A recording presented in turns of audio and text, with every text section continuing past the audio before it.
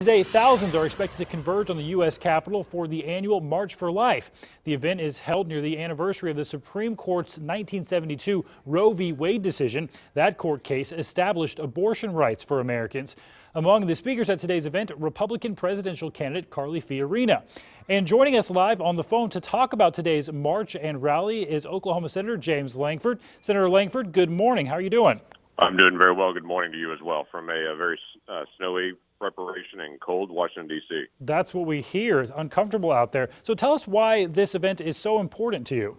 Oh, this is an annual event that happens. It's the remembrance of what happened at the Roe v. Wade decision at the Supreme Court, and it's really an extremely moving rally that happens. Tens of thousands of people come, mostly college students and young adults from all over the country, to just remember that decision and to be able to stand up and speak out for the value of children.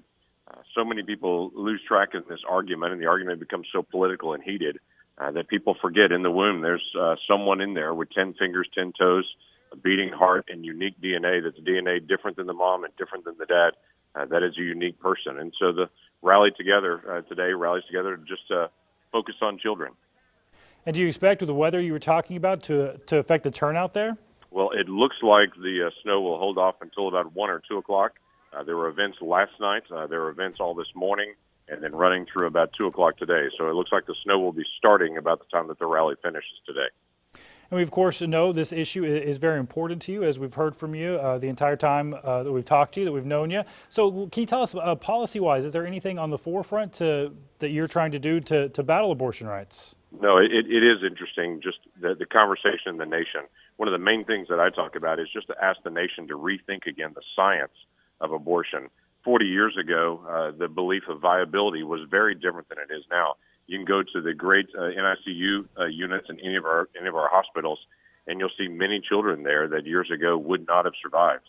Babies that are born at 10, 12, 14 ounces, children that are there 24, 25 weeks of gestation that are surviving and they're thriving and they're doing extremely well, because we understand so much more about life and about the development of the child now than we did 40 years ago. So it's one of those moments for the nation to rethink again.